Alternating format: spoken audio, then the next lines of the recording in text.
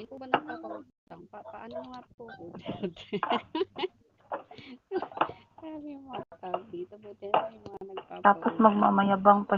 magmamayabang pa sila na tukutin niyo si Kakahatol. Kung kaya niyo, 1 week lang ibigay namin. Nako, 10 GBC nga, tinalunan ng anak nila. Tawa lang ako. Dear Papa Dudut. Dear Papa Dudut, una sa lahat, hindi na huling sulat ko na kung saan yung mga sinungaling at manloloko ay nandun sa sulat ko. Na kung saan, puro lang sila salita, wala namang katotohanan. Oo. Ayan. Sana. May background music pa yan.